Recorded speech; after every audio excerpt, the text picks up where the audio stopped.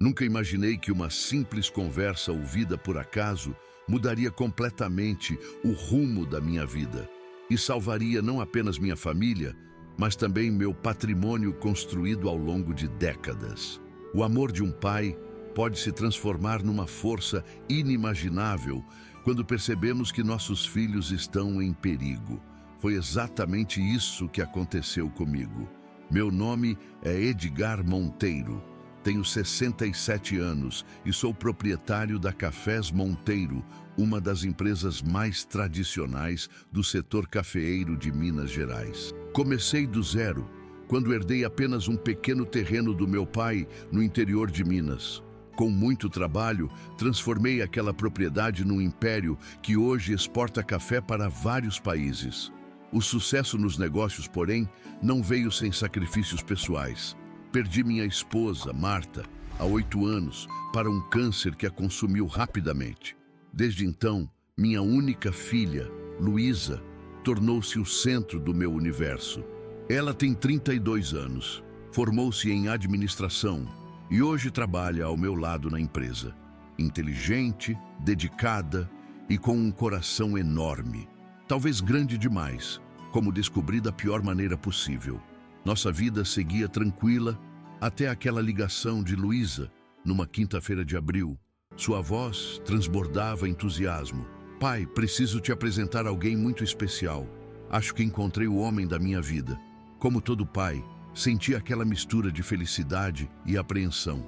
Minha menina estava apaixonada, mas seria esse homem digno dela? Marcamos um jantar para o sábado seguinte no restaurante Sabor de Minas, um dos mais elegantes de Belo Horizonte. Confesso que minha expectativa não era das melhores. Luísa havia se decepcionado algumas vezes em relacionamentos anteriores e eu temia que estivesse se precipitando novamente. Mas decidi manter a mente aberta. Afinal, ela era uma mulher adulta, formada, bem-sucedida. Quem era eu para questionar suas escolhas do coração? Na noite do jantar, estava nervoso. Cheguei mais cedo ao restaurante, pedi um uísque para acalmar os nervos e aguardei. Quando vi minha filha entrar de mãos dadas com um homem alto, bem vestido e de sorriso impecável, pensei que talvez minhas preocupações fossem infundadas. Fabrício Dantas parecia, à primeira vista, um verdadeiro cavalheiro. Durante o jantar, ele foi extremamente educado e atencioso. Falou sobre sua carreira como consultor financeiro, seus estudos no exterior, seus planos para o futuro. Demonstrou conhecimento sobre o mercado de café, fez perguntas pertinentes sobre minha empresa e pareceu genuinamente interessado nas respostas. Seu Edgar, dizia ele olhando-me nos olhos, admiro muito o império que o senhor construiu.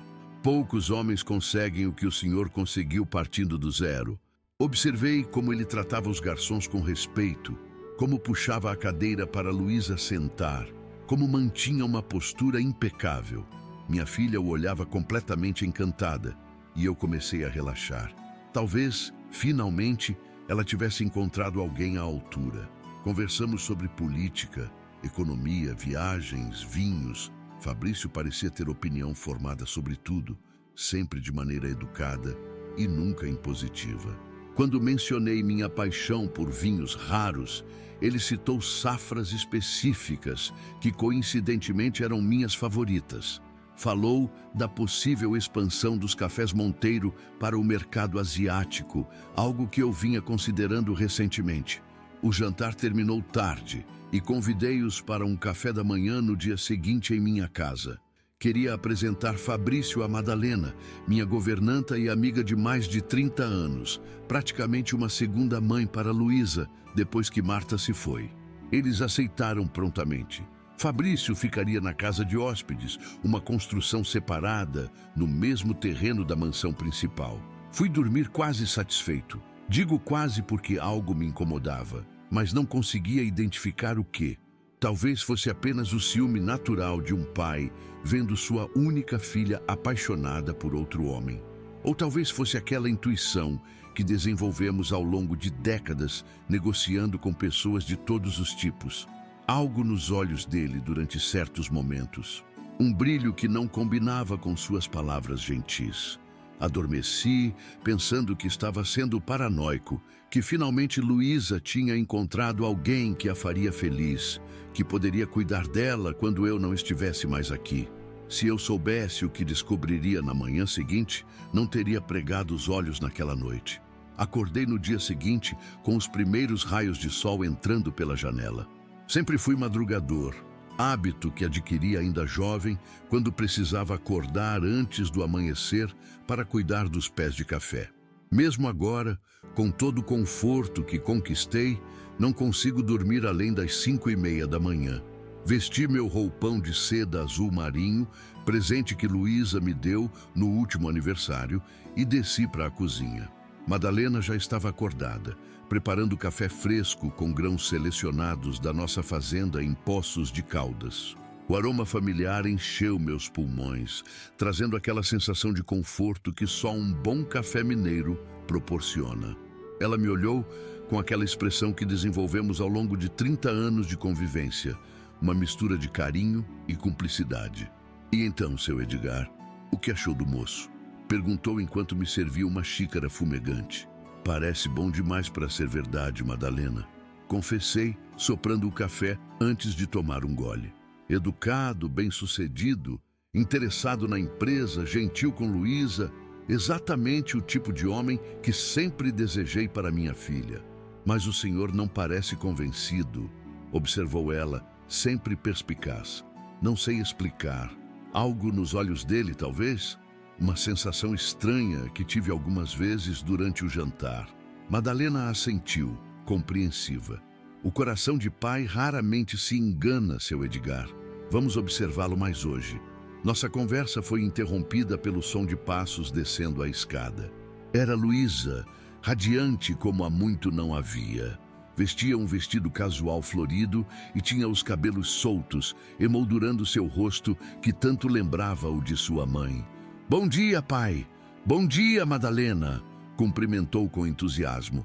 "Fabrício já está acordado?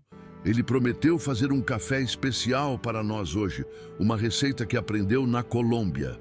"Ainda não o vi, minha filha", respondi. "Talvez ainda esteja dormindo na casa de hóspedes." "Vou ver se ele já acordou", disse ela, saindo em direção ao jardim.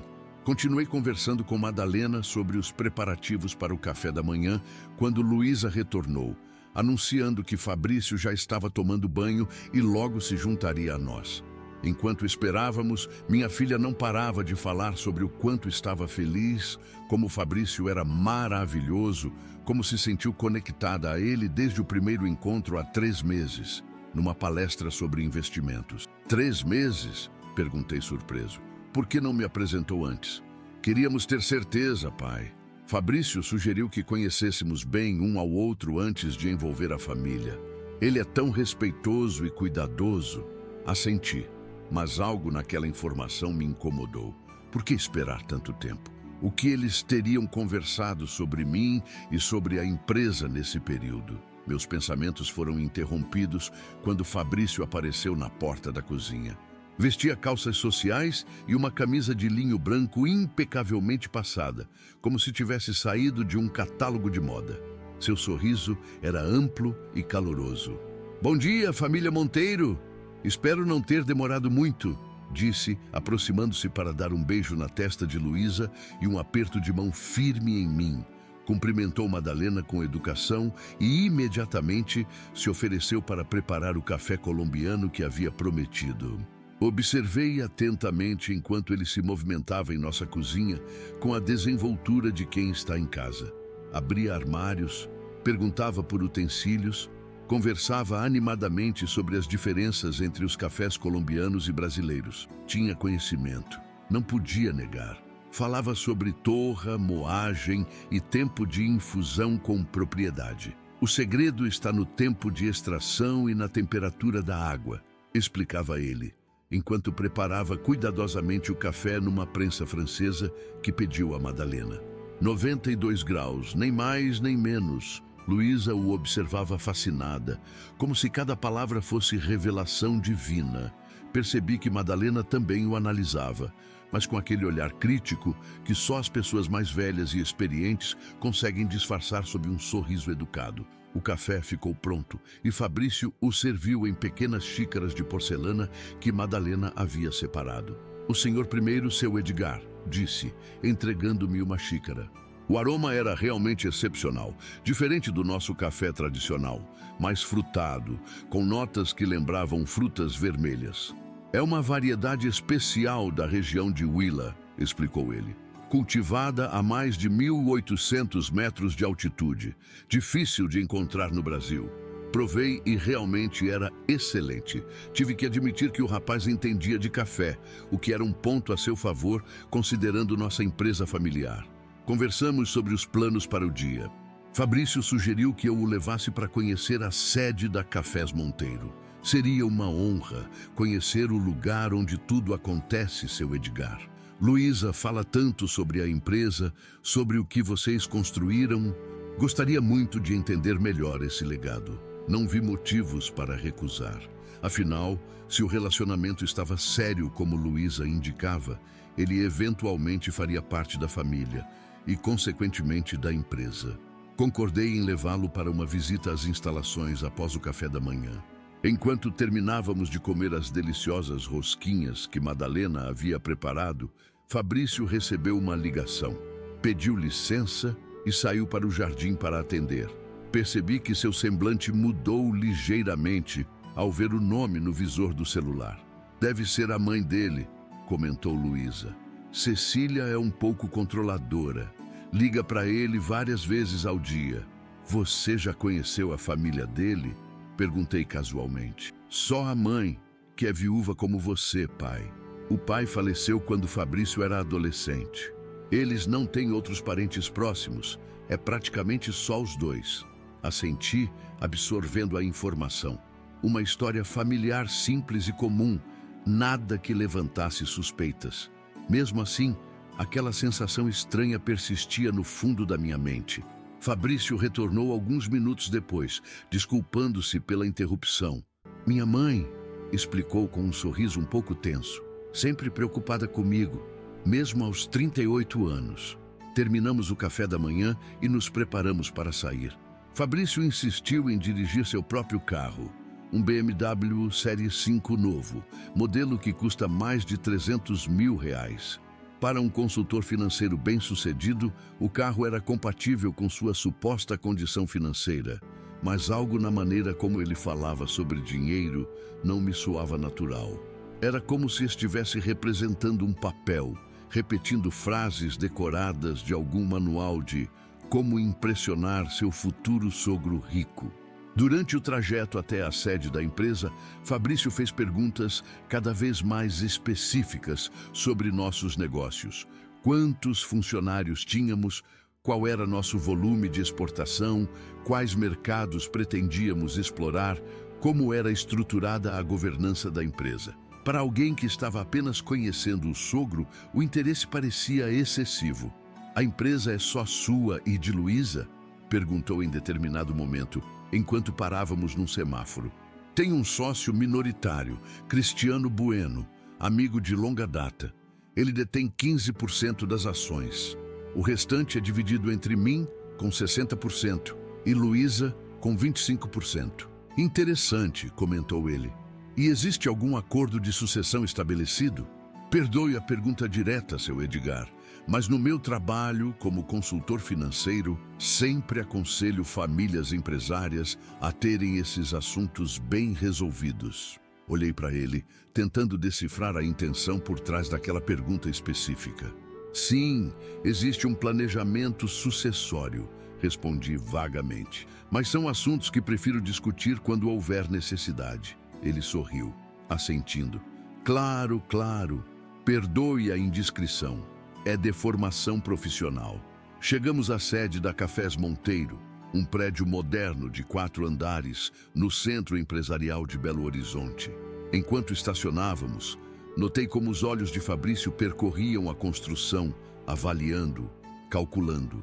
Não era o olhar de admiração que muitos tinham ao conhecer nossa sede, mas algo mais frio, analítico. Entramos e fomos recebidos por Ivone, minha secretária executiva há mais de 15 anos. Mulher discreta e eficiente, Ivone conhecia cada detalhe da empresa e era minha pessoa de confiança para assuntos administrativos delicados. Senhor Monteiro, bom dia, cumprimentou ela, profissional como sempre. Seus olhos pousaram em Fabrício com curiosidade. Ivone, este é Fabrício Dantas, namorado de Luísa. Viemos fazer um tour pelas instalações. Muito prazer, disse Fabrício, estendendo a mão com aquele sorriso perfeito.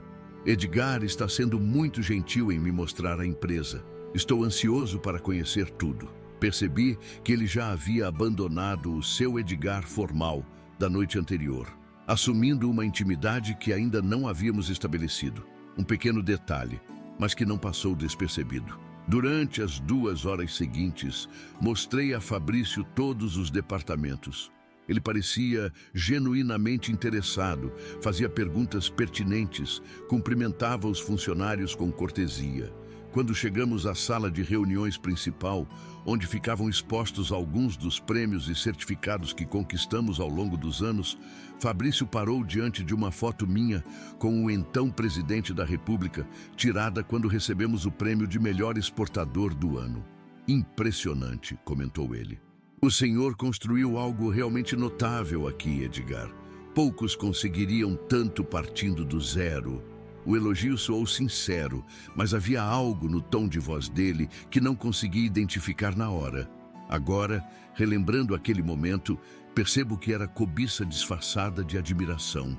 Terminamos o tour no meu escritório, uma sala ampla com vista para a Serra do Curral.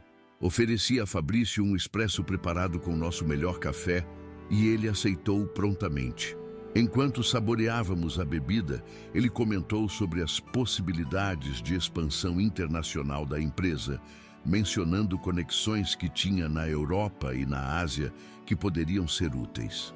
Com a estrutura que você já tem, seria relativamente simples triplicar o faturamento em 5 anos, afirmou com convicção.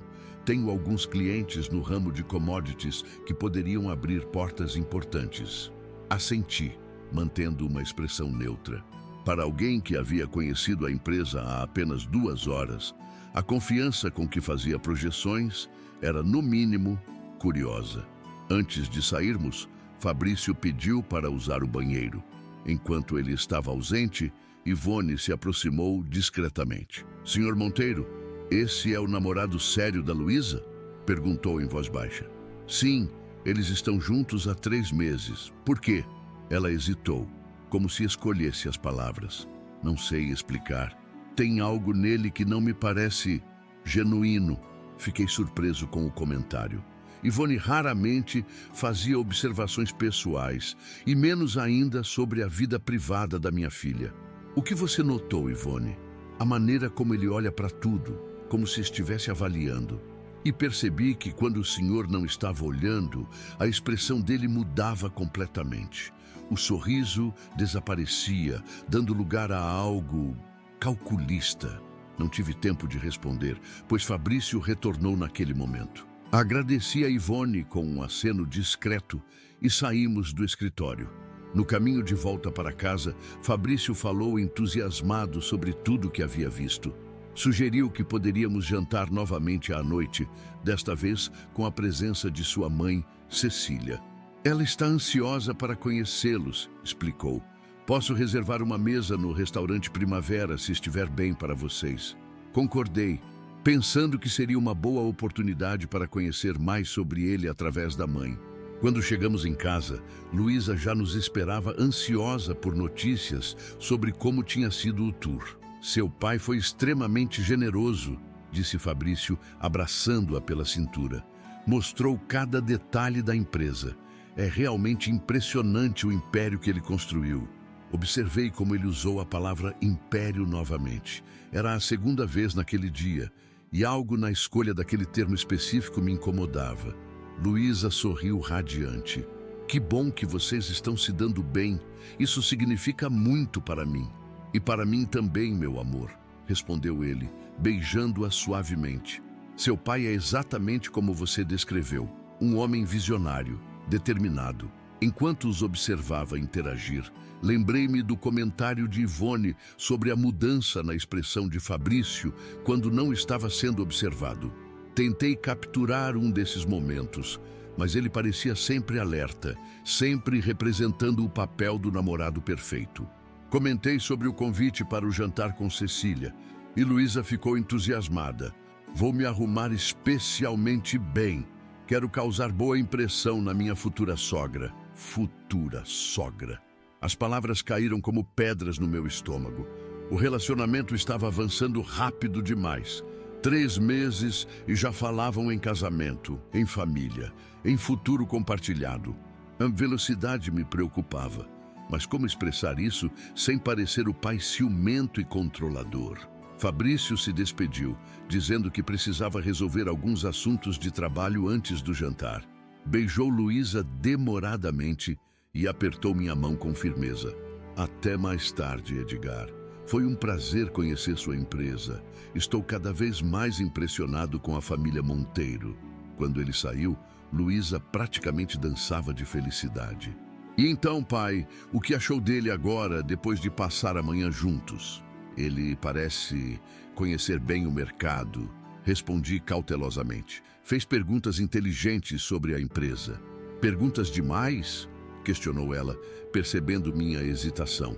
Talvez um pouco específicas para um primeiro contato, mas nada alarmante, concedi, não querendo desapontá-la. Luísa suspirou. Pai, ele é consultor financeiro. Claro que vai se interessar pelos negócios da família. Isso só mostra o quanto ele se importa com o nosso futuro. Assenti, sem querer iniciar uma discussão.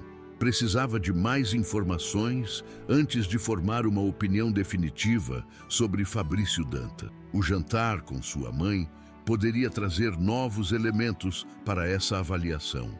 O restante da tarde passou rapidamente. Luísa subiu para se arrumar, enquanto eu tentava focar em alguns documentos da empresa que havia trazido para casa. Mas minha mente continuava voltando às pequenas inconsistências que havia notado no comportamento de Fabrício. Por volta das 5 da tarde, decidi dar uma volta pelo jardim para clarear as ideias. O dia estava especialmente bonito, com o céu de Minas no seu azul mais intenso. Enquanto caminhava entre os ipês e jabuticabeiras que Marta havia plantado anos atrás, tentava organizar meus pensamentos. Estava sendo injusto com um rapaz que até o momento só havia demonstrado qualidades, ou minha intuição, aprimorada por décadas de negociações difíceis, estava captando sinais que meus olhos não conseguiam ver. Naquele momento, não imaginava que na manhã seguinte, nesse mesmo jardim, eu descobriria a verdade chocante que mudaria para sempre o curso das nossas vidas. O jantar com Cecília estava marcado para as 8 horas no restaurante Primavera, um dos estabelecimentos mais elegantes do bairro Lourdes. Chegamos pontualmente, eu, Luísa e Madalena, que Luísa insistiu em trazer por considerá-la parte da família. Minha filha estava deslumbrante num vestido verde esmeralda que ressaltava seus olhos. Notei seu nervosismo enquanto aguardávamos na recepção. E se ela não gostar de mim, pai? Sussurrou, ajeitando pela 10ª vez o colar de pérolas que havia sido de sua mãe. Impossível não gostar de você, filha, respondi com sinceridade. Alguns minutos depois, Fabrício chegou acompanhado de uma mulher elegante de cerca de 60 anos. Cecília Dantas tinha cabelos grisalhos bem cuidados e usava um conjunto de blazer e calça cinza com joias discretas, mas evidentemente caras. Seu sorriso, percebi imediatamente, era idêntico ao de Fabrício. Calculado, ensaiado, não chegando completamente aos olhos. As apresentações foram feitas e logo estávamos acomodados numa mesa reservada com vista para o jardim iluminado do restaurante. Cecília era articulada e educada, falando com desenvoltura sobre arte, literatura e viagens. Contou sobre a infância de Fabrício em Brasília, como ele sempre fora um menino brilhante, a dor da perda precoce do marido, um suposto diplomata que morrera de ataque cardíaco. Criá-lo sozinha não foi fácil, comentou ela, olhando com aparente orgulho para o filho. mas sempre soube que ele seria excepcional. Desde pequeno demonstrava um talento para os números, uma inteligência acima da média. Fabrício sorriu modestamente. Mamãe sempre exagera, disse, cobrindo a mão dela com a sua. Tive uma boa educação e algumas oportunidades, só isso. Uma boa educação que eu lutei para proporcionar, acrescentou Cecília, com um tom que parecia ensaiado. Trabalhei em 2 empregos durante anos para mantê-lo nas melhores escolas. A história era comovente e explicava a aparente ligação forte entre mãe e filho. Ainda assim, algo na dinâmica entre eles me incomodava. Os olhares que trocavam ocasionalmente, como se estivessem se comunicando silenciosamente. A maneira como, quando pensavam que ninguém estava observando, a expressão afetuosa dava lugar a algo mais pragmático, quase empresarial. Durante a sobremesa, um delicioso pudim de doce de leite que é a especialidade da casa, Cecília direcionou a conversa para assuntos mais pessoais. Edgar, Luísa me contou sobre a perda de sua esposa, meus sentimentos. Sei exatamente como é perder um companheiro cedo demais. Obrigado, respondi simplesmente. Mesmo após 8 anos, falar sobre Marta ainda era difícil. A vida continua, não é mesmo?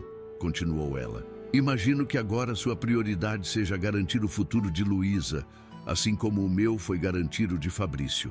Certamente, concordei, notando como ela habilmente direcionava a conversa para questões de futuro e herança. Luísa já tem seu futuro assegurado na empresa. Trabalhamos lado a lado há anos. E isso é admirável, interveio Fabrício. Mas como sempre digo aos meus clientes, diversificação é fundamental. A empresa de vocês é sólida hoje, mas o mercado de commodities é volátil. Já pensou em outros investimentos, imóveis, talvez? A pergunta era aparentemente inocente, mas o tom me soou como alguém fazendo um levantamento de ativos. Respondi vagamente, mencionando que tinha alguns imóveis, mas sem entrar em detalhes. O jantar terminou por volta das 11, com promessas de outros encontros em breve. Cecília nos convidou para um almoço em sua casa no próximo final de semana, convite que Luísa aceitou entusiasticamente. Nos despedimos no estacionamento e notei que, enquanto abraçava minha filha, Cecília lançou um olhar significativo para Fabrício por cima do ombro de Luísa.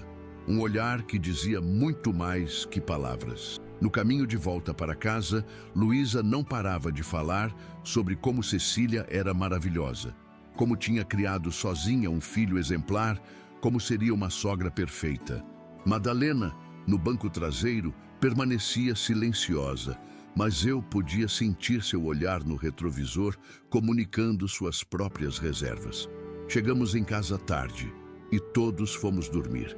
Não consegui pegar no sono facilmente. As pequenas inconsistências que havia notado no comportamento de Fabrício e Cecília dançavam na minha mente. Nada concreto, apenas impressões, sensações, fragmentos de expressões capturadas em momentos de descuido. Seria eu apenas um pai superprotetor, relutante em aceitar que sua filha havia encontrado alguém?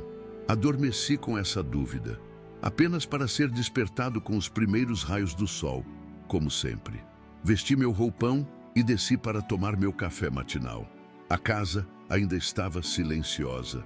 Luísa costumava dormir até mais tarde aos domingos, e mesmo Madalena provavelmente ainda descansava após o jantar que havia se estendido. Preparei meu próprio café e decidi tomar a primeira xícara no jardim, apreciando o orvalho nas rosas que Marta havia plantado. Foi quando me lembrei que Fabrício havia dormido novamente na casa de hóspedes. Luísa insistira que ele ficasse, já que havíamos retornado tarde.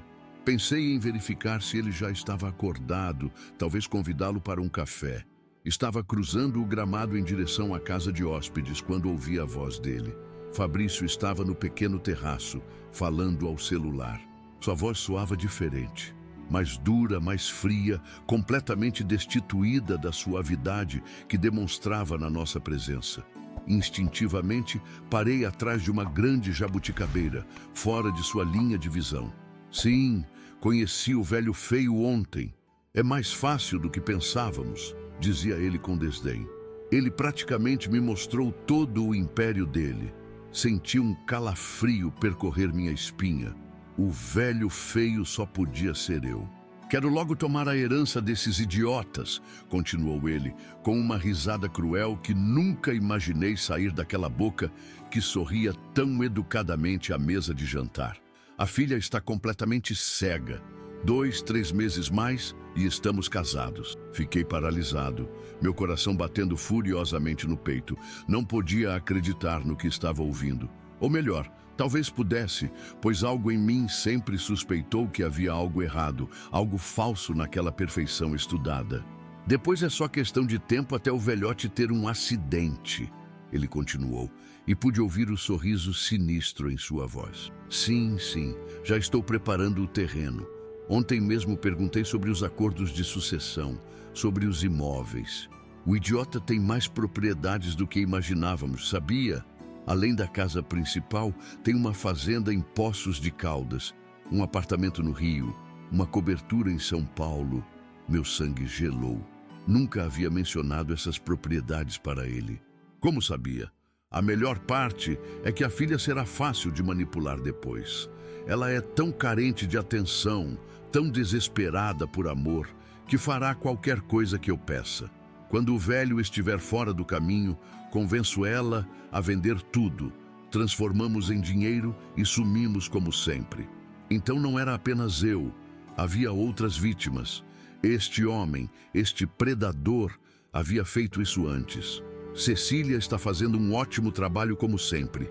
A mãe dedicada convenceu a todos. Você deveria ver a cara da menina olhando para ela como se tivesse encontrado uma segunda mãe. Senti uma onda de náusea. Cecília não era mãe dele. Era cúmplice, parceira no golpe. Todo aquele jantar, todas aquelas histórias emocionantes sobre criar um filho sozinha, tudo era uma farsa elaborada. Vou ter que desligar. Daqui a pouco vou preparar aquele café especial para o velho. Ele nem percebe que tenho colocado algo na bebida dele. Em poucos meses, quando começar a demonstrar sintomas mais sérios, sugiro um médico amigo que vai diagnosticar alguma doença degenerativa. Depois é só acelerar o processo. Envenenamento. O desgraçado estava me envenenando gradualmente com algo que colocava no café que tão gentilmente se oferecia para preparar. As peças começaram a se encaixar. O interesse excessivo na minha saúde, as perguntas sobre o plano sucessório, as informações sobre propriedades que eu nunca havia mencionado. Recuei silenciosamente, tomando cuidado para não fazer barulho. Precisava sair dali antes que ele me visse, antes que percebesse que seu plano havia sido descoberto. Meu coração estava disparado, minhas mãos tremiam. A raiva e o choque se misturavam em igual medida. Como contaria isso a Luísa? Como poderia provar o que havia ouvido? Ela estava tão apaixonada, tão cega pela manipulação daquele homem. Voltei para a casa principal pela entrada dos fundos. Madalena estava na cozinha, preparando o café da manhã. Ela me olhou e imediatamente percebeu que algo estava errado. Seu Edgar, o que aconteceu? O senhor está branco como papel. Fiz sinal para que falasse baixo e a puxei para a despensa, fechando a porta atrás de nós. Madalena, sussurrei ainda trêmulo, acabei de ouvir Fabrício no jardim falando ao telefone. Ele não é quem diz ser. Ele e Cecília são golpistas. Estão planejando me matar e ficar com tudo. Os olhos de Madalena se arregalaram, mas não vi surpresa neles. Apenas a confirmação de suspeitas que ela mesma já alimentava. Eu sabia, murmurou. Tinha algo errado nele desde o início, na maneira como olhava para tudo, avaliando, calculando. Ele disse que está colocando algo no meu café. Veneno, provavelmente. Planejando me matar lentamente, fazer parecer uma doença natural. Madalena levou a mão à boca, horrorizada. Meu Deus! E a menina Luísa, ela está tão apaixonada. Esse é o problema, respondi, passando a mão pelos cabelos em desespero. Como contamos a ela? Como provamos? Foi só uma conversa que ouvi por acaso. Ela pode pensar que entendi errado, que estou tentando afastá-la da felicidade. Precisamos de provas, disse Madalena, sempre prática. Algo concreto que ela não possa negar. Assenti, pensando rapidamente. Vou ligar para Cristiano e para o doutor Felipe, para verificar se realmente existe algo no meu organismo. Mas primeiro, não completei a frase, porque ouvimos passos se aproximando da cozinha. Saímos rapidamente da despensa, tentando parecer naturais. Era Fabrício, sorrindo como sempre, impecavelmente vestido mesmo tão cedo. Bom dia, cumprimentou alegremente. Que cheiro maravilhoso de café. Posso preparar aquele café colombiano especial de novo? Acho que o senhor Monteiro gostou ontem. Tive que usar toda a minha força de vontade para sorrir e parecer natural. Este homem que sorria para mim havia acabado de falar sobre me matar, sobre roubar tudo que construí, sobre manipular minha filha. Na verdade, respondi, tentando manter a voz estável. Hoje estou com vontade de um café bem tradicional. Madalena já está preparando do jeito que gosto. Vi um lampejo de contrariedade cruzar seu rosto, rapidamente substituído pelo sorriso ensaiado. Como preferir. Onde está Luísa? Ainda dormindo, respondeu Madalena, e notei o esforço que ela também fazia para parecer normal. Quando ela acorda tarde no domingo, costuma dormir até quase meio-dia. Entendo, disse ele, sentando-se à mesa da cozinha. Então, somos só nós três para o café da manhã. Ótima oportunidade para conhecermos melhor uns aos outros. Se ele soubesse o quanto eu já o conhecia agora, o café da manhã foi uma tortura. Cada sorriso, cada pergunta aparentemente inocente, cada comentário sobre o futuro, tudo agora tinha um significado sinistro que apenas eu e Madalena percebíamos. Fabrício falou entusiasmado sobre os planos para o próximo final de semana na casa de Cecília, sobre como ela havia adorado Luísa, sobre como estávamos todos nos tornando uma grande família feliz. Quando Luísa finalmente desceu, por volta das 11h30, parecia radiante. Abraçou Fabrício com paixão e me deu um beijo na bochecha. Dormiu bem, pai? Perguntou enquanto se servia de café. Não muito, respondi honestamente. Tive algumas preocupações com a empresa. Nada sério, espero, comentou Fabrício com falsa preocupação. Algum problema com aquela exportação para a China que você mencionou ontem? Nunca havia mencionado nenhuma exportação para a China. Era outra informação que ele havia obtido por outros meios, investigando minha empresa sem meu conhecimento, provavelmente. Nada que não possa ser resolvido, respondi vagamente. O resto da manhã se passou em uma espécie de névoa. Eu agia mecanicamente, tentando parecer normal, enquanto minha mente trabalhava freneticamente, planejando os próximos passos. Precisava de provas. Precisava proteger Luísa. Precisava entender a extensão do golpe que Fabrício e sua cúmplice estavam preparando. Por volta das 14h, Fabrício anunciou que precisava ir. Tenho alguns relatórios para preparar para amanhã, explicou. Clientes importantes. Luísa o acompanhou até o carro e aproveitei a oportunidade para telefonar para Cristiano. Meu amigo de longa data atendeu no segundo toque. Edgar, tudo bem? Não, Cristiano. Nada está bem, respondi em voz baixa. Preciso te ver com urgência. Não posso falar por telefone. É sobre Luísa e aquele namorado dela. Cristiano percebeu a gravidade na minha voz. Estou na sua casa em 30 minutos. Desliguei e imediatamente liguei para o doutor Felipe Urrutia, médico da família há anos e amigo pessoal. Expliquei brevemente que suspeitava estar sendo envenenado lentamente e precisava de exames toxicológicos discretos, sem alarmar Luísa. Isso é grave, Edgar, disse ele claramente preocupado. Venha ao meu consultório amanhã cedo, antes do horário normal de atendimento. 7 da manhã. Farei a coleta pessoalmente. Quando Luísa retornou, parecia estar nas nuvens. Ele não é perfeito, pai, suspirou, jogando-se no sofá. Sabe o que ele me disse agora? Que está pensando em me pedir em casamento no próximo mês. Disse que já até viu alguns anéis. Meu coração afundou. O golpista estava acelerando o processo, provavelmente percebendo que eu começava a demonstrar desconfiança. Precisava ganhar tempo sem levantar suspeita. Não acha que é um pouco cedo, filha? Perguntei cuidadosamente. Vocês se conhecem há apenas 3 meses. Quando a gente ama, sabe? Respondeu ela, com a convicção dos apaixonados. Além do mais, não é como se fôssemos nos casar amanhã. Só ficar noivos. O casamento mesmo pode ser daqui a 6 meses, 1 ano. Tempo mais que suficiente para Fabrício completar seu plano macabro. 6 meses para me envenenar lentamente, manipular Luísa, preparar o terreno para tomar tudo que construímos. Claro, filha, concordei, não querendo levantar suspeitas. Se você tem certeza, tenho toda a certeza do mundo, pai. Nunca fui tão feliz. A campainha tocou. Era Cristiano, pontual como sempre.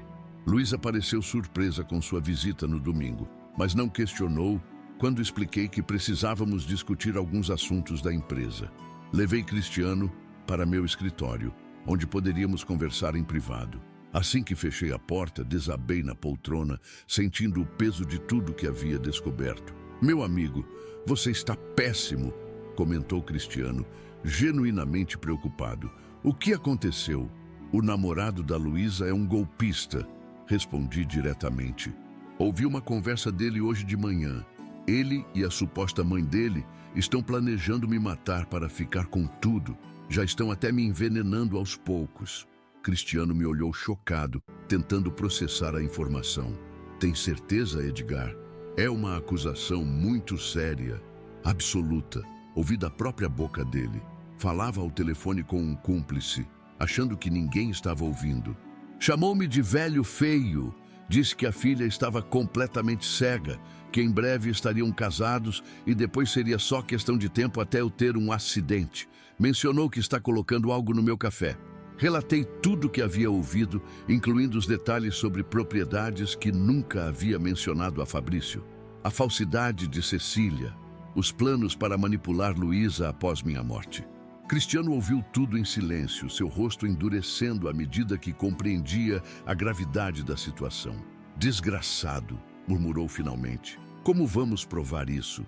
Luísa está completamente apaixonada pelo que vejo. Esse é o problema.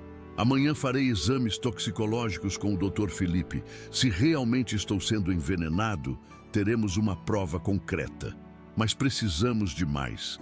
Precisamos descobrir quem realmente é Fabrício Dantas, se esse é mesmo o nome dele. Precisamos saber se há outras vítimas, como ele sugeriu na conversa.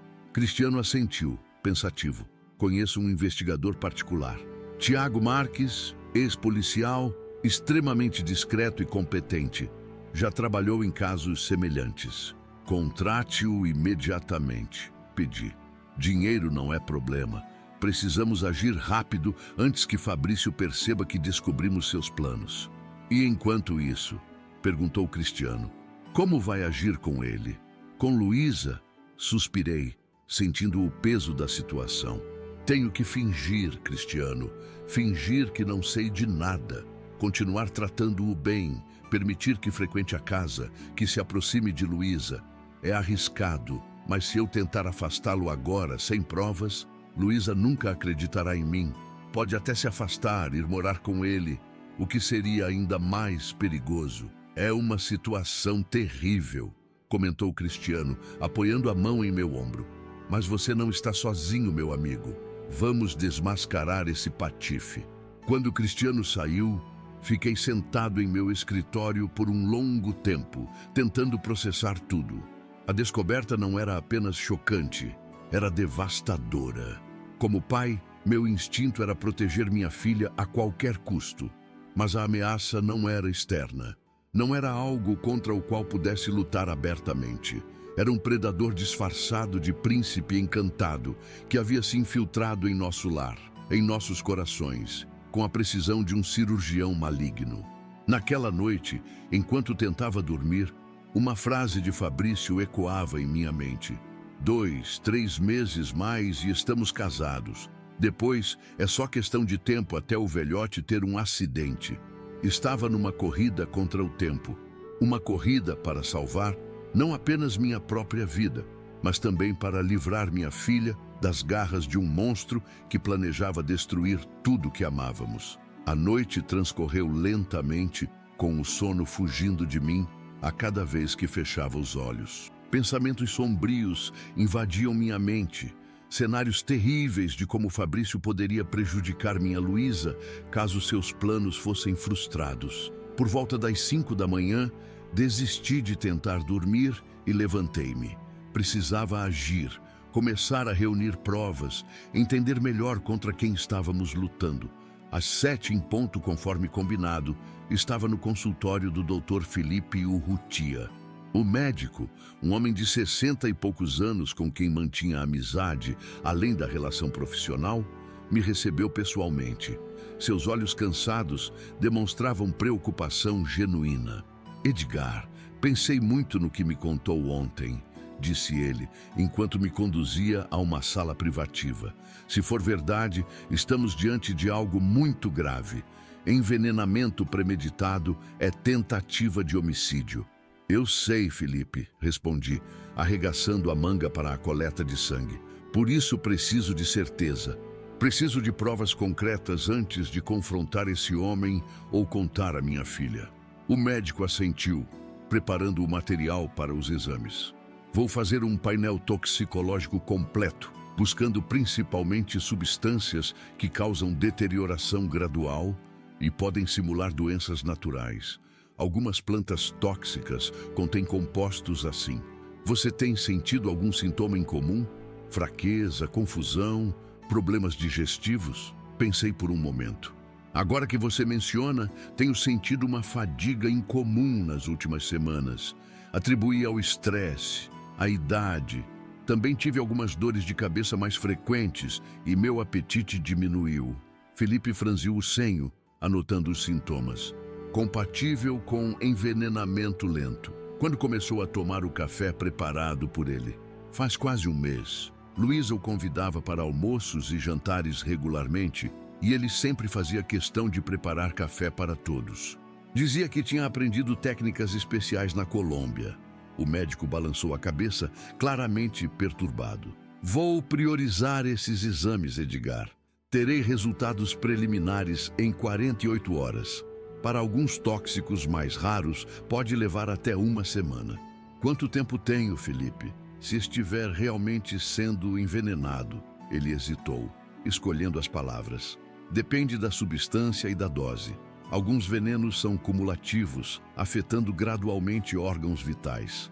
Se os sintomas começaram há um mês e ainda são leves, provavelmente temos tempo. Mas precisamos identificar o agente tóxico para tratá-lo adequadamente. Saí do consultório com uma receita de vitaminas. Nossa desculpa caso Luísa ou alguém questionasse a visita ao médico. E uma sensação de urgência ainda maior. No caminho para casa, recebi uma ligação de Cristiano. Edgar, conversei com Tiago Marques ontem mesmo. Ele está disposto a iniciar a investigação imediatamente. Podemos nos encontrar na minha casa ao meio-dia? Melhor não arriscar que Fabrício ou alguém ligado a ele o veja com um investigador particular. Concordei, e às 12 em ponto estava na residência de Cristiano no bairro Sion. Tiago Marques era um homem de aparência comum, daqueles que você olha e esquece em segundos, característica provavelmente valiosa em sua profissão. Aparentava uns 55 anos, cabelos grisalhos cortados rente, olhos atentos que pareciam analisar cada detalhe. Senhor Monteiro, cumprimentou-me com um aperto de mão firme. Cristiano me explicou a situação em linhas gerais. Preciso que me conte tudo, cada detalhe que puder lembrar sobre esse Fabrício Dantas e a suposta mãe dele. Durante a hora seguinte, relatei tudo. Como Luísa conhecera Fabrício numa palestra sobre investimentos. Os 3 meses de namoro antes de me apresentá-lo. O jantar aparentemente perfeito. A visita à empresa, o encontro com Cecília e, finalmente, a conversa chocante que havia ouvido no jardim. Tiago anotava tudo em um pequeno caderno, ocasionalmente fazendo perguntas precisas e relevantes. O senhor mencionou que ele tinha informações sobre suas propriedades que nunca compartilhou. Como acha que ele obteve esses dados? Não sei, confessei. Tenho sido discreto sobre meus investimentos imobiliários. Mesmo Luísa não conhece todos os detalhes. Pode ser acesso a registros públicos, mas isso exigiria saber exatamente o que procurar, ponderou Tiago. Ou pode ser algo mais invasivo. Alguém na sua equipe fornecendo informações, acesso ao seu computador pessoal, grampos telefônicos. A ideia de estar sendo espionado em minha própria casa me deixou ainda mais alarmado. Tiago percebeu minha preocupação. Vou precisar verificar sua residência discretamente, procurar por dispositivos de escuta ou câmeras ocultas. Também precisaremos examinar seu computador e telefone. Mas antes disso, vou investigar esse casal. Preciso de informações básicas, nomes completos, endereços conhecidos, lugares que frequentam, fotos se possível. Entreguei a ele o que tinha. O nome completo que Fabrício usava, Fabrício Dantas Lima. O endereço que constava no cartão de visitas que ele me dera. Um apartamento no bairro Funcionários. O nome da empresa de consultoria que supostamente dirigia. FD Investimentos Estratégicos. E algumas fotos que havia salvo do perfil de rede social de Luísa, onde ele aparecia. Sobre Cecília, só tenho o nome, Cecília Dantas. E sei que ela supostamente mora em uma casa no bairro Mangabeiras. Luísa foi lá algumas vezes. Posso pedir o endereço exato a ela sem levantar suspeitas. Tiago assentiu, examinando o material. É um começo. Com isso já posso iniciar a investigação. Vou verificar se esses nomes têm registros criminais, histórico profissional, formação acadêmica, movimentação financeira. Também vou observar a rotina deles, identificar padrões, possíveis cúmplices. Quanto tempo acha que levará para termos informações concretas? Perguntei ansioso. Investigações desse tipo geralmente levam semanas, respondeu ele com franqueza. Mas, pelo que me contou, não temos esse tempo. Vou priorizar e usar todos os meus contatos. Creio que em uma semana já terei dados substanciais. Uma semana parecia uma eternidade, considerando que Fabrício planejava pedir Luísa em casamento no próximo mês. Mas entendi que precisávamos ser meticulosos. Um erro poderia custar tudo. Enquanto isso, senhor Monteiro, continuou Tiago, o senhor precisa manter as aparências. Trate Fabrício normalmente, não demonstre desconfiança, mas tome precauções. Não consuma nada que ele ofereça. Proteja seus documentos importantes.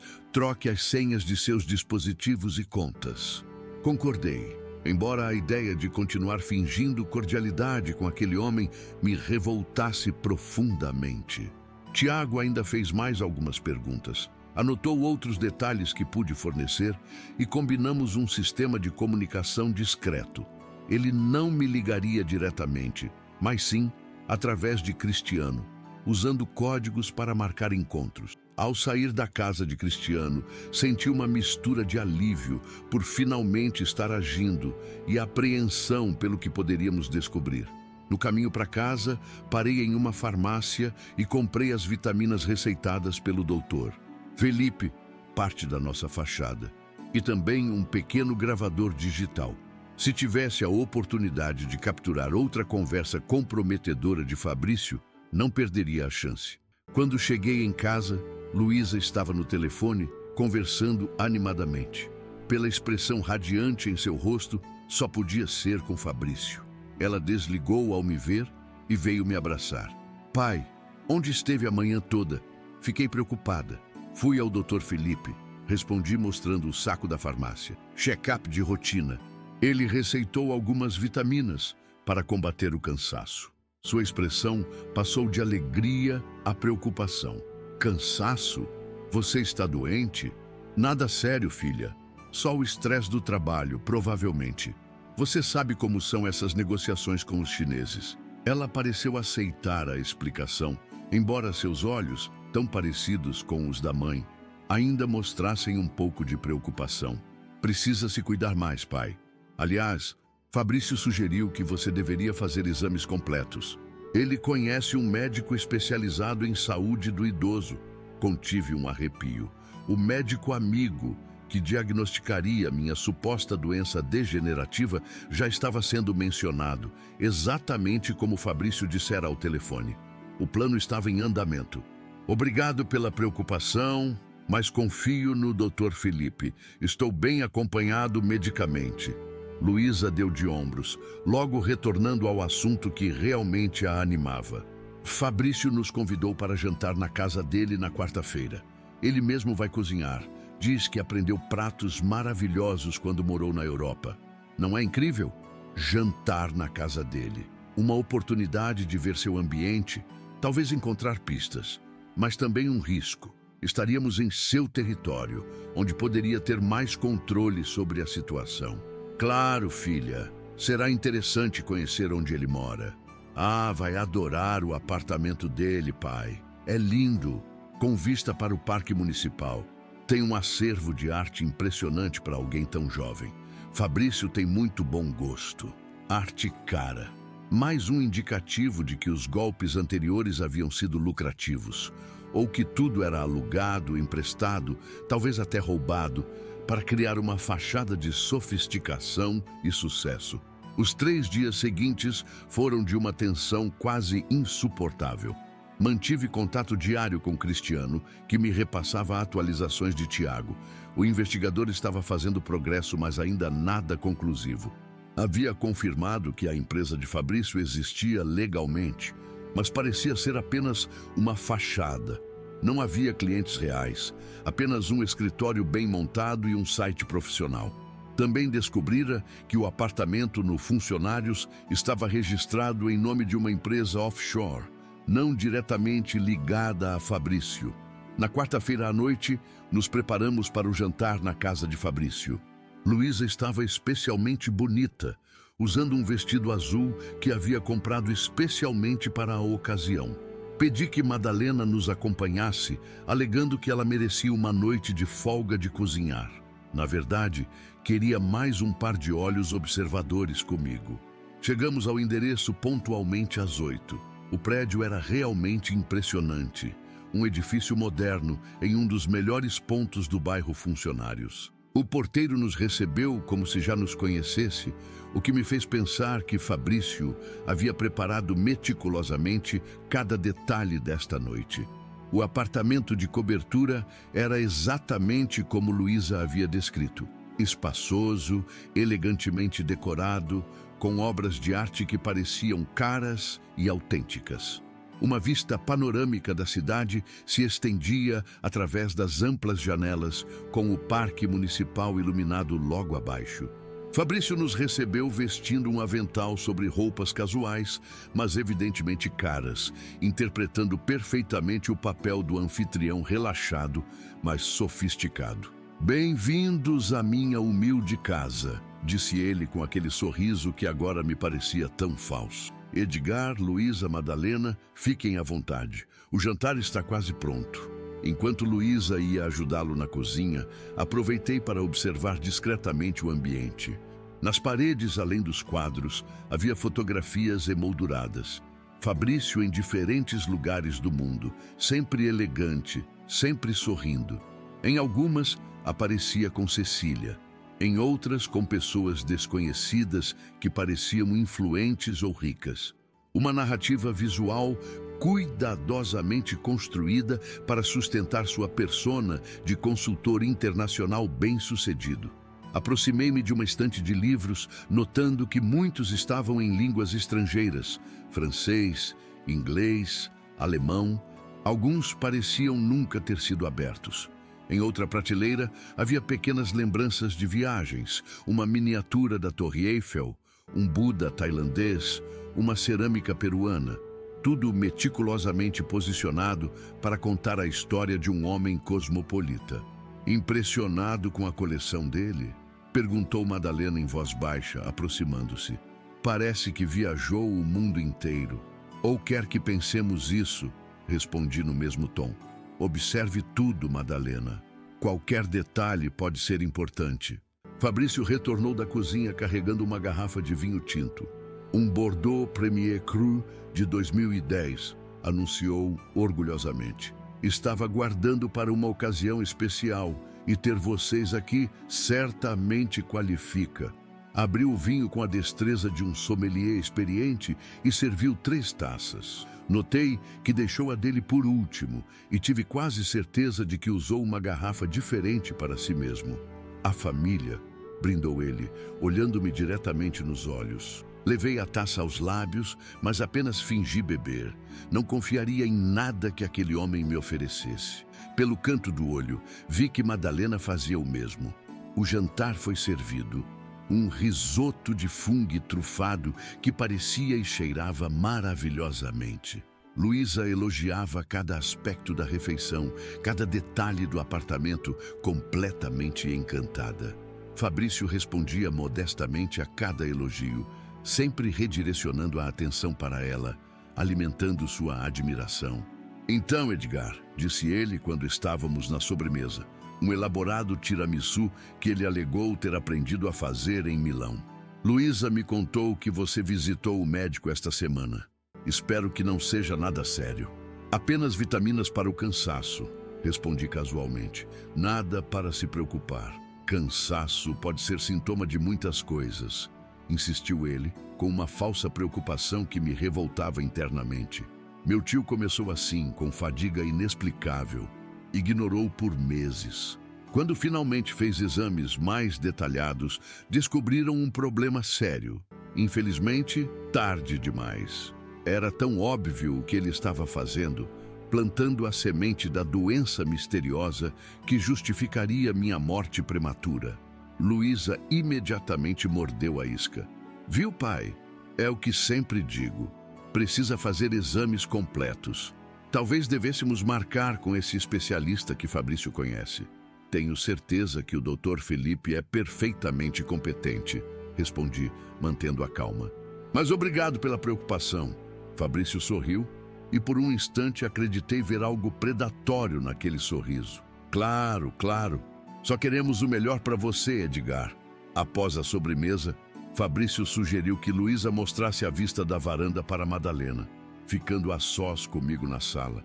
Quando as duas saíram, ele mudou sutilmente sua postura, mais relaxada, mais confiante, quase arrogante. Sabe, Edgar, começou servindo-se de conhaque sem me oferecer. Tenho grandes planos para o futuro com Luísa. Penso em uma vida confortável, viagens, talvez filhos eventualmente. Mas também quero contribuir para o legado dos Monteiro. Que tipo de contribuição tem em mente? Perguntei, estudando-o atentamente. Ele tomou um gole do conhaque, saboreando o momento. Modernização, expansão internacional, diversificação. A Cafés Monteiro tem potencial para ser muito mais que uma exportadora. Poderia ser uma marca global, como a Starbucks. Mas isso exigiria uma visão mais contemporânea. Luísa tem essa visão, respondi. Ela é brilhante nos negócios. Sem dúvida, concordou ele com um sorriso condescendente. Mas ela admite que é mais conservadora que você. Imagino que, quando chegar a hora de você se aposentar, ela mantenha a empresa exatamente como está. Uma pena. A mensagem estava clara. Ele queria controle da empresa, não apenas como marido de Luísa, mas como sucessor direto. E minha aposentadoria provavelmente seria permanente via caixão. Talvez, respondi vagamente, mas ainda não planejo me aposentar tão cedo. Claro que não, ele riu, como se tivéssemos compartilhado uma piada privada. Mas a vida é imprevisível, não é? Por isso sempre digo aos meus clientes, planejamento sucessório é fundamental. Nesse momento, Luísa e Madalena retornaram da varanda, interrompendo nossa conversa.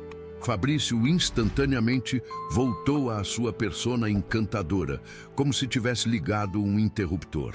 O restante da noite transcorreu sem incidentes significativos, mas cada minuto era uma tortura. Observar aquele predador circular, minha filha, vê-la tão completamente enganada por sua atuação impecável. Quando finalmente nos despedimos, por volta das 11, senti tanto alívio quanto uma urgência renovada de agir rapidamente. No carro, no caminho de volta, Luísa não parava de falar sobre como a noite havia sido perfeita, como Fabrício era incrível. Madalena, no banco de trás, lançou-me um olhar significativo pelo retrovisor. Ela também havia notado detalhes perturbadores. Na manhã seguinte, recebi uma ligação de Cristiano. Edgar, Tiago tem novidades. Encontrou algo importante. Podemos nos reunir hoje às 2, no mesmo lugar? Aquela tarde, no escritório de Cristiano, Tiago Marques parecia mais sério que na primeira reunião. Tinha uma pasta grossa na frente dele e seu olhar indicava que as descobertas não eram boas. Senhor Monteiro, começou ele abrindo a pasta, confirmamos várias de suas suspeitas. Fabrício Dantas Lima é uma identidade falsa. Seu verdadeiro nome é Roberto Menezes Cardoso, nascido em Porto Alegre, Rio Grande do Sul, 42 anos atrás. Não 38, como ele afirma. Tem um histórico extenso de fraudes e golpes do baú em pelo menos 3 estados. Meu coração acelerou. Tínhamos algo concreto, finalmente. E Cecília? Perguntei. Também é uma impostora, imagino. Helene Matos, 58 anos, sem parentesco com Roberto. Eles se conheceram há cerca de 8 anos em Florianópolis, durante outro golpe semelhante. Desde então, atuam como dupla, alternando papéis conforme a necessidade. Às vezes como mãe e filho, outras como tia e sobrinho, ocasionalmente como mentora e aprendiz. Ela tem antecedentes por estelionato e falsidade ideológica.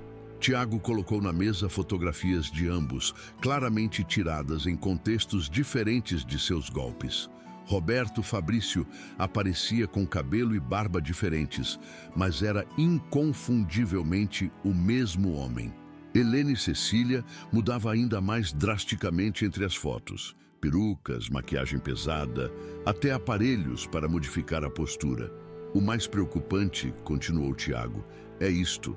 Ele mostrou um recorte de jornal de Santa Catarina, datado de 3 anos atrás. A manchete dizia: empresário falece em circunstâncias misteriosas. Viúva herda fortuna. O artigo relatava a morte de Gilberto Peixoto, 64 anos, dono de uma rede de hotéis em Balneário Camboriú. Havia se casado apenas 9 meses antes com uma mulher chamada Renata Oliveira, que, na foto ao lado do texto, reconheci como sendo Helene Cecília, apesar da transformação visual.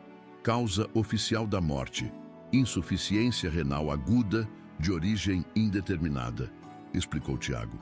Mas um sobrinho da vítima suspeitou de envenenamento. A investigação foi inconclusiva e Renata, Helene, desapareceu após vender rapidamente todos os bens herdados. Meu Deus, murmurei, sentindo um calafrio. Eles já fizeram isso antes. Pelo menos 3 vezes que pudemos confirmar, acrescentou Tiago, mostrando mais recortes e relatórios. O método é sempre o mesmo. Identificam pessoas de posses, preferencialmente viúvas ou viúvos, ou com filhos únicos que possam ser manipulados. Criam uma fachada elaborada, ganham a confiança da vítima e da família, aceleram o relacionamento até o casamento e então começam o envenenamento lento. Cada nova informação confirmava o horror da situação e a urgência de agir. Esses não eram simples golpistas atrás de uma herança. Eram assassinos experientes, metódicos, que haviam aperfeiçoado sua técnica ao longo de anos. Tiago, isso é mais que suficiente para irmos à polícia, disse Cristiano, claramente perturbado pelas revelações. Concordo, respondeu o investigador.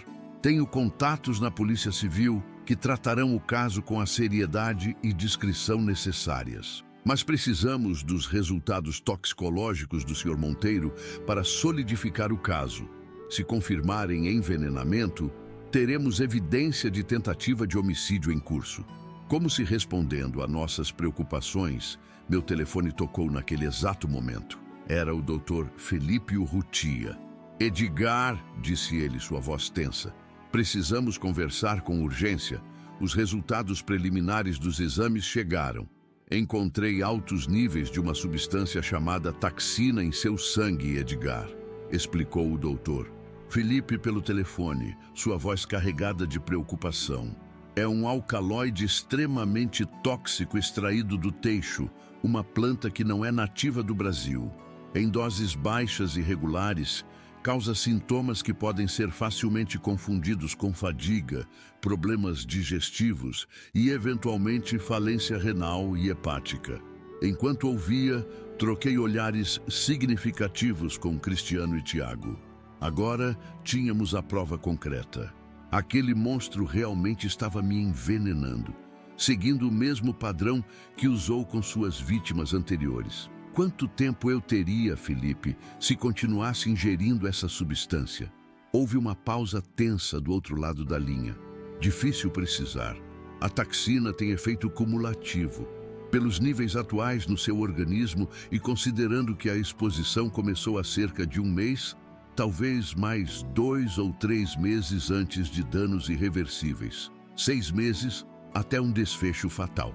Exatamente o tempo que Fabrício, ou melhor, Roberto, calculava para o casamento e minha eventual doença terminal.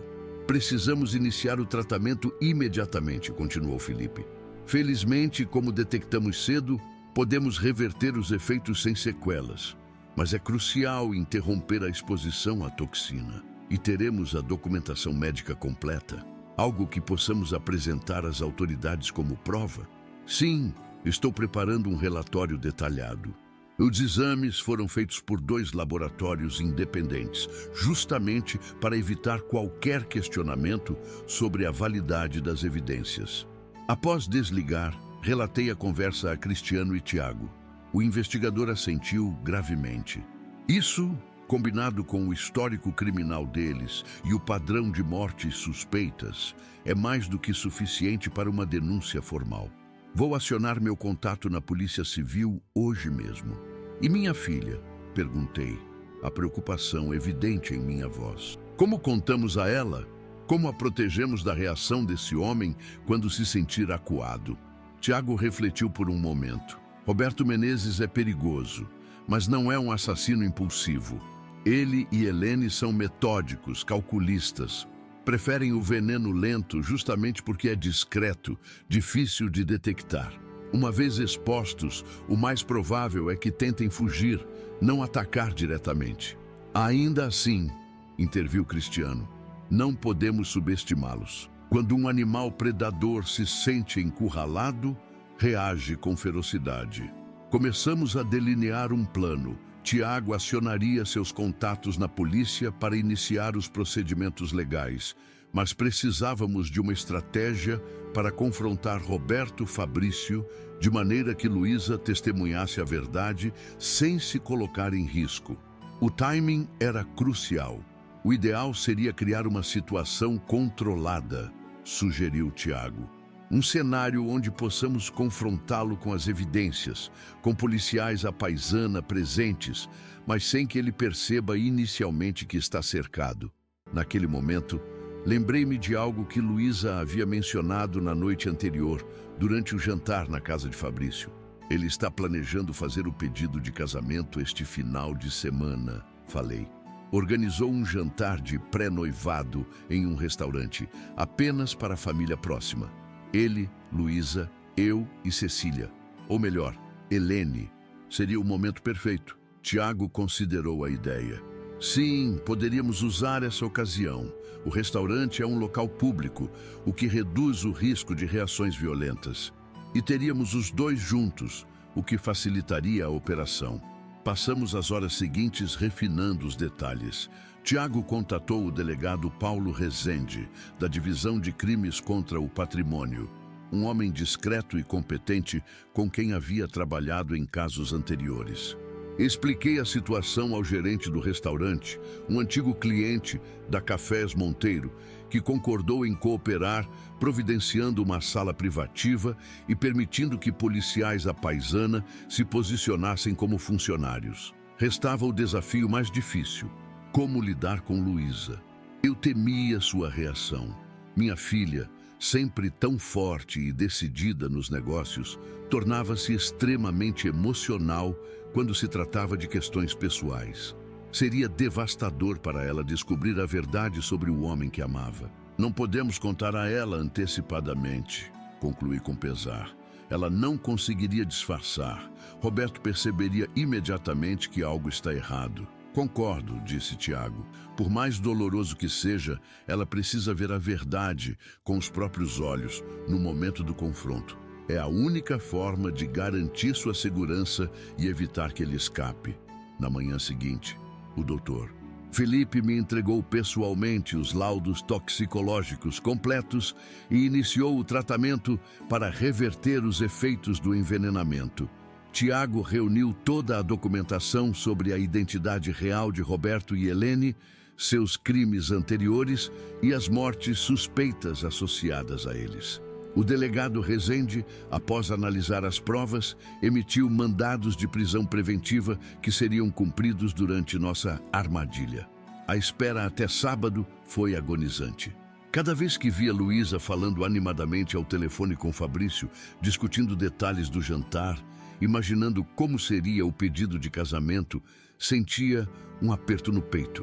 Ela estava tão feliz, tão cheia de esperança para o futuro, e eu estava prestes a despedaçar essa ilusão. Estou fazendo a coisa certa? Perguntei a Madalena na noite anterior ao confronto, enquanto tomávamos chá na cozinha após Luísa ter ido dormir. Está salvando a vida dela, senhor? Edgar, respondeu minha fiel governanta, cobrindo minha mão com a sua. Melhor a dor da verdade agora do que a tragédia mais tarde. Sábado chegou com um céu nublado, como se a natureza refletisse a tempestade que se aproximava em nossas vidas.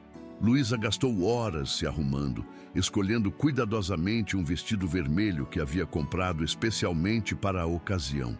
Usava o colar de pérolas de sua mãe, para que ela esteja comigo neste momento tão especial, explicou com olhos brilhantes. Cada sorriso, cada comentário entusiasmado dela era como uma facada no meu coração. Eu sabia que em poucas horas aquela felicidade seria destruída. Chegamos ao restaurante Vila Nova às 8 horas em ponto. Era um estabelecimento elegante no bairro Savassi, conhecido por sua discrição e clientela seleta. O gerente, Sr. Campos, nos conduziu pessoalmente à sala privativa que havia sido preparada para a ocasião. Notei sutilmente os garçons posicionados estrategicamente, os homens do delegado Rezende, prontos para agir no momento certo. Roberto e Helene chegaram 10 minutos depois. Ele impecável em um terno azul marinho, ela elegante em um vestido prateado que realçava seus cabelos grisalhos, cuidadosamente arrumados. Observei seus rostos, suas expressões, seus gestos, agora consciente da farsa elaborada que representavam. Era surpreendente como não havia notado antes os pequenos deslizes, olhares rápidos trocados entre eles que não condiziam com a relação mãe-filho, a falta de espontaneidade em certas interações, a maneira estudada como entregavam suas linhas em nossa peça. Luísa abraçou Roberto com paixão. "Você está lindo", sussurrou, sem saber que estava nos braços de um assassino. Sentamo-nos à mesa redonda cuidadosamente arranjada com flores, velas e a melhor porcelana do restaurante. Roberto fez questão de ficar ao lado de Luísa, enquanto Helene sentou-se à minha direita. Pedimos aperitivos e champanhe para começar a celebração, sugeriu Roberto com um sorriso que agora me parecia tão obviamente falso. Durante o primeiro brinde, notei um movimento discreto próximo à porta. O delegado Rezende havia acabado de entrar e se posicionado estrategicamente. Era o sinal combinado. Todos estavam em posição. Enquanto os pratos de entrada eram servidos, Roberto começou um discurso claramente ensaiado sobre como conhecer Luísa havia mudado sua vida, como nunca imaginou encontrar alguém tão especial. Helene ocasionalmente enxugava lágrimas falsas, interpretando perfeitamente o papel da mãe emocionada. "Na verdade", disse Roberto pegando na mão de Luísa, "esta noite é mais especial do que você imagina, meu amor." Era o momento. Ele estava prestes a fazer o pedido de casamento. Em nosso plano original, deixaríamos que chegasse a esse ponto antes de intervir. Mas algo na expressão predatória de seus olhos, enquanto olhava para minha filha, como um lobo observando um cordeiro, fez com que eu não suportasse mais nenhum segundo daquela farsa. Antes que você continue, Fabrício, interrompi, pronunciando o nome falso com ênfase deliberada. Ou devo dizer, Roberto Menezes Cardoso? O silêncio que se seguiu foi absoluto. Vi o choque em seus olhos, rapidamente substituído por um cálculo frio, avaliando rotas de fuga, possibilidades, alternativas. Pai, Luísa olhou para mim confusa. Do que você está falando? Helene foi a primeira a se recuperar, assumindo instantaneamente uma expressão de indignação ofendida. Edgar, que acusação é essa? O nome do meu filho é Fabrício, como sempre foi. Sua atuação é impressionante, Helene Matos, respondi, virando-me para ela. Talvez tenha enganado muita gente ao longo dos anos, inclusive Gilberto Peixoto, em Balneário Camboriú, antes de envenená-lo lentamente e ficar com sua fortuna. A cor desapareceu do rosto de ambos. Roberto largou a mão de Luísa e se endireitou na cadeira, seus olhos agora frios como gelo. Não faço ideia do que está falando, disse ele, mas sua voz havia mudado completamente. O tom gentil e educado substituído por algo duro e cortante. Sei exatamente quem vocês são, continuei, mantendo a voz calma enquanto abria uma pasta que havia trazido comigo. Roberto Menezes Cardoso e Helene Matos. Uma dupla de golpistas especializados em seduzir pessoas ricas, manipular suas famílias e então eliminá-las lentamente com veneno para herdar suas fortunas. Isso é absurdo, exclamou Luísa, olhando chocada de mim para Roberto. Pai, você enlouqueceu? Não, filha. Finalmente enxerguei a verdade. Coloquei sobre a mesa os laudos toxicológicos.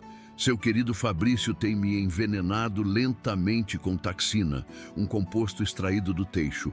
Ele coloca no café que tão gentilmente prepara para mim todas as manhãs.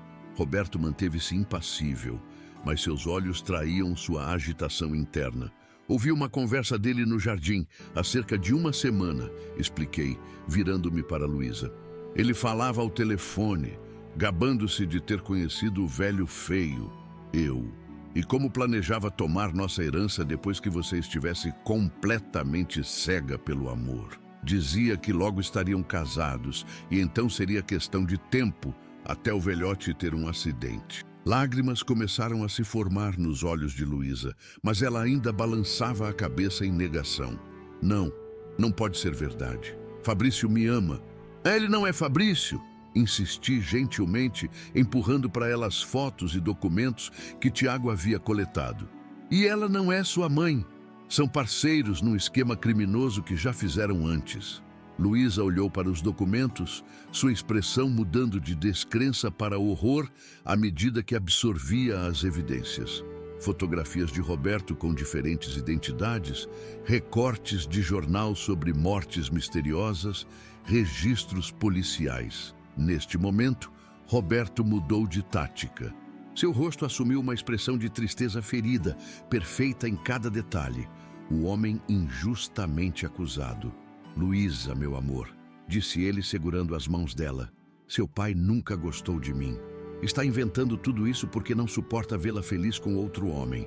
Esses documentos podem ser facilmente falsificados. Minha filha parecia perdida, olhando de mim para ele, querendo desesperadamente acreditar no homem que amava. Os exames toxicológicos foram realizados por 2 laboratórios independentes. Interviu o delegado Rezende, aproximando-se da mesa. A taxina é extremamente rara e específica, Sr. Menezes. Não é algo que apareceria por acaso no sangue do Sr. Monteiro. Quem é você? Perguntou Roberto bruscamente, percebendo que a situação fugia ao seu controle. Delegado Paulo Rezende, Polícia Civil. Temos mandados para a prisão de Roberto Menezes Cardoso e Helene Matos pelos crimes de tentativa de homicídio, estelionato, falsidade ideológica e formação de quadrilha. Vários garçons se aproximaram, revelando-se como policiais. A sala estava cercada. Não havia rota de fuga. Helene, percebendo a situação, adotou uma nova estratégia. Roberto, seu idiota! Explodiu, abandonando completamente a persona de mãe amorosa. Eu disse para não usarmos o mesmo método de sempre. Disse que o velho era mais esperto que os outros. Roberto lançou-lhe um olhar fulminante. Cale a boca, Helene. O choque final para Luísa veio com essa troca. A máscara havia caído completamente. Não restava dúvida de que tudo era uma elaborada farsa. Vi o exato momento em que a realidade a atingiu em cheio. Seus olhos se arregalaram, sua respiração falhou, e então um soluço profundo escapou de seus lábios. Como você pôde? Sussurrou ela, encarando o homem que há minutos acreditava ser o amor de sua vida. Eu te amava de verdade. Pela primeira vez, vi um lampejo de algo parecido com remorso no rosto de Roberto, mas logo desapareceu, substituído por aquela frieza calculista que era sua verdadeira natureza. Negócios são negócios, querida, respondeu com um dar de ombros. Nada pessoal. Foi a última gota. Luísa levantou-se de supetão e o estapeou com toda a força. Isso é por tentar matar meu pai, disse, a voz trêmula de raiva. Em seguida, jogou nele o conteúdo de sua taça de champanhe. E isso é por fazer de mim uma idiota. Os policiais já estavam ao lado deles, algemas em mãos. Roberto e Helene não resistiram. Seu modus operandi nunca havia sido a violência direta, mas sim a manipulação e o veneno silencioso. Roberto Menezes Cardoso e Helene Matos, vocês estão presos, anunciou o delegado Rezende, lendo formalmente os direitos enquanto os algemavam. Têm o direito de permanecer em silêncio. Tudo o que disserem poderá ser usado contra vocês no tribunal. Enquanto os conduziam para fora, Roberto lançou-me um último olhar, uma mistura perturbadora de ódio e algo parecido com respeito relutante. Helene, por sua vez, mantinha o queixo erguido, como se ainda interpretasse um papel, agora o da criminosa digna, enfrentando sua queda. Quando a porta se fechou atrás deles, Luísa desabou em meus braços, sacudida por soluços que pareciam vir das profundezas de sua alma.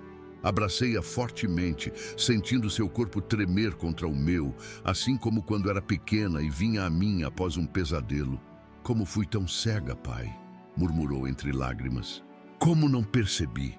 Ele era muito bom no que fazia, filha, respondi suavemente, acariciando seus cabelos. Enganou muita gente antes de nós, pessoas inteligentes, cautelosas. Era um profissional da mentira. O gerente do restaurante, discretamente, fechou a porta, deixando-nos a sós com nossa dor e alívio entrelaçados. Por longos minutos, apenas nos abraçamos em silêncio, processando o turbilhão de emoções que nos atravessava.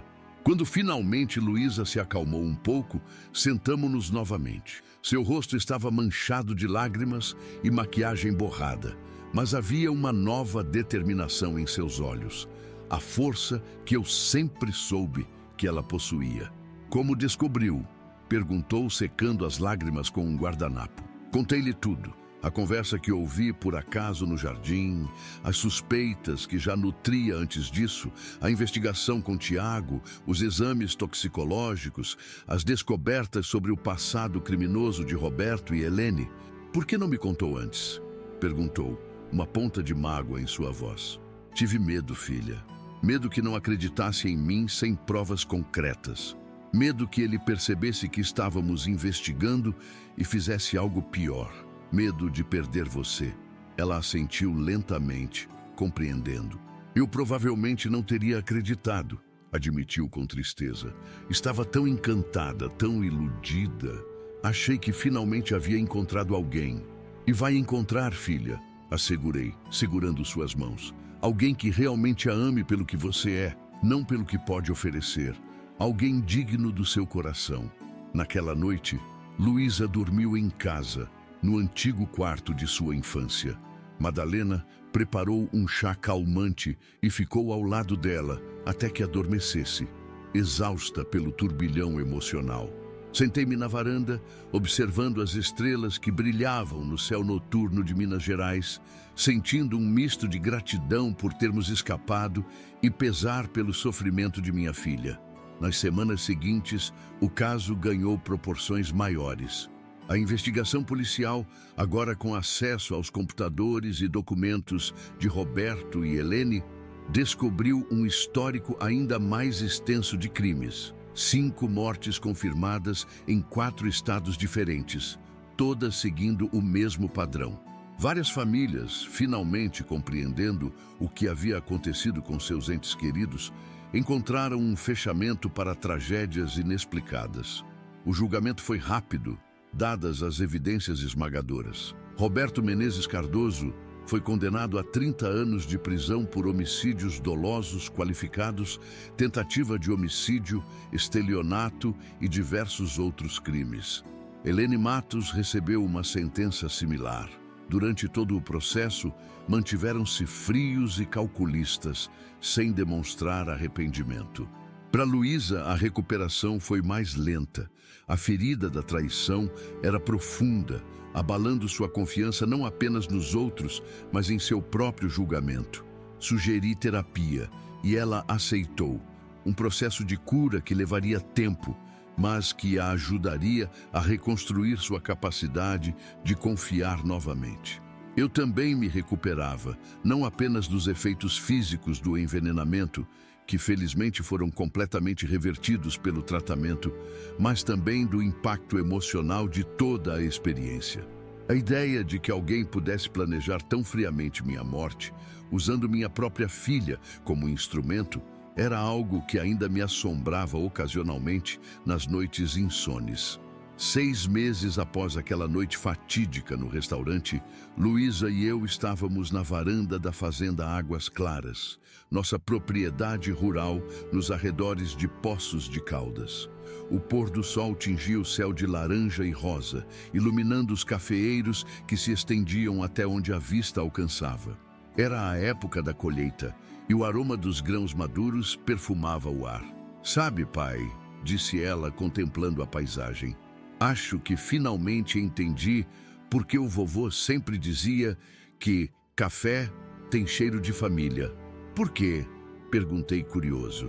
"Porque assim como o café, a família exige dedicação constante, paciência para esperar a colheita e a sabedoria de separar os grãos bons dos ruins." Ela sorriu, um sorriso genuíno que havia se tornado mais frequente nos últimos tempos. "E também porque no final do dia é o que nos mantém despertos e atentos ao que realmente importa." Sorri, sentindo um orgulho imenso de minha filha, de sua resiliência, de sua capacidade de extrair sabedoria, mesmo das experiências mais dolorosas. A tempestade havia passado e, embora tivesse deixado cicatrizes, também havia fortalecido os laços que nos uniam. O amor de um pai por sua filha é algo que transcende a compreensão racional. É um compromisso silencioso de proteger, apoiar e, às vezes, salvar, mesmo quando o perigo vem disfarçado de felicidade. Naquele momento, observando Luísa encontrar paz após a turbulência, soube que faria tudo novamente. Enfrentaria qualquer monstro, desmascararia qualquer mentira, desmontaria qualquer armadilha, para garantir que ela pudesse viver em segurança e um dia encontrar o amor verdadeiro que tanto merecia. Hoje, 2 anos após toda essa tragédia, resolvi compartilhar minha história para alertar outros pais, avós e pessoas vulneráveis sobre os perigos que muitas vezes se escondem atrás de sorrisos encantadores. O caso de Roberto Menezes e Helene Matos não é único. Predadores como eles existem em toda parte, aperfeiçoando técnicas de manipulação, buscando vítimas que possam explorar. O julgamento terminou há 1 ano, com ambos cumprindo penas que, sinceramente, considero leves diante dos crimes que cometeram. As famílias das outras vítimas, 5 no total, confirmadas durante as investigações, encontraram algum conforto na justiça finalmente servida, mas nada trará seus entes queridos de volta. Quanto a mim e Luísa, a recuperação foi um processo lento e ainda em andamento. Os efeitos do envenenamento deixaram meu corpo graças ao tratamento precoce do doutor Felipe, mas as cicatrizes emocionais permanecem. Para minha filha, a ferida da traição foi profunda. A terapia ajudou muito, tanto a dela individual quanto a que fizemos juntos como família. Aos poucos, ela recuperou sua capacidade de sorrir com sinceridade, de confiar em seu próprio julgamento. Um dos resultados inesperados dessa experiência terrível foi a criação da Fundação Monteiro para a Proteção de Idosos. Transformamos nossa dor em propósito, desenvolvendo programas educacionais que alertam pessoas mais velhas e suas famílias sobre golpes emocionais e financeiros. Contratamos investigadores como Tiago para auxiliar gratuitamente famílias que suspeitam estar sendo vítimas de esquemas semelhantes. Em apenas um ano, já conseguimos evitar que dezenas de pessoas passassem pelo mesmo que nós. O que aprendi nessa jornada? Que a intuição é uma voz valiosa que merece ser ouvida. Que o amor verdadeiro não pressiona, não acelera, não isola. Que predadores como Roberto são mestres em identificar nossas vulnerabilidades.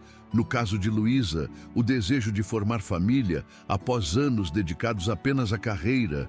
No meu caso, a preocupação com o futuro dela quando eu não mais estivesse presente. Aprendi também sobre o poder da família verdadeira. Madalena, que sempre suspeitou de Fabrício desde o primeiro dia. Cristiano, que não hesitou em mobilizar recursos para me ajudar. O doutor Felipe, que tratou o caso com a urgência que merecia. Até mesmo Tiago, inicialmente um estranho contratado, que se dedicou à investigação como se fosse para proteger sua própria família. Se você está assistindo este vídeo, talvez esteja se perguntando: como posso saber se alguém próximo a mim tem intenções ocultas? Não existe uma resposta simples, mas posso compartilhar alguns sinais de alerta que identifiquei em retrospecto. O interesse excessivo em questões financeiras e patrimoniais. A pressa em formalizar relacionamentos. O isolamento gradual da vítima de seus círculos de apoio. Histórias de vida difíceis de verificar. A perfeição estudada que parece boa demais para ser verdade. Acompanho diariamente os comentários deste canal e fico impressionado com quantas histórias semelhantes aparecem. Se você conhece alguém que pode estar em risco, compartilhe este vídeo. Se você mesmo estiver em uma situação suspeita, busque ajuda. A vergonha de admitir que pode estar sendo enganado é muito menor que as consequências potenciais de não agir. Por favor, se esta história tocou você de alguma forma, deixe um comentário compartilhando sua experiência ou opinião. Seus relatos não apenas me ajudam a sentir que não estou sozinho, mas podem ser cruciais para alertar outras pessoas. De onde você é? Como essa história repercute na sua realidade local? Seus comentários fazem toda a diferença. Se puder, utilize a função "Valeu demais" para contribuir financeiramente com o canal. Produzir estes vídeos exige tempo, pesquisa e uma equipe dedicada a trazer histórias reais que podem salvar vidas. Sua contribuição, mesmo pequena, nos permite continuar este trabalho diário e alcançar mais pessoas que precisam ouvir estes alertas. Não se esqueça de se inscrever no canal Meu Avô Falou para receber mais histórias como esta. Temos novos relatos todos os dias. Experiências que podem parecer inacreditáveis, mas que aconteceram com pessoas reais como eu e você. Clique também no sininho para ser notificado sempre que um novo vídeo for ao ar. Por fim, deixe seu like para ajudar este vídeo a chegar a mais pessoas. O algoritmo favorece conteúdos com engajamento e cada curtida aumenta nossas chances de alertar alguém que pode estar em perigo neste exato momento. Agradeço por dedicarem tempo para ouvir minha história. Como sempre digo ao final de cada vídeo neste canal, a sabedoria dos mais velhos vem não apenas das alegrias que vivemos, mas principalmente das tempestades que enfrentamos e sobrevivemos para contar. Aqui no Meu Avô Falou, essas histórias nunca serão esquecidas.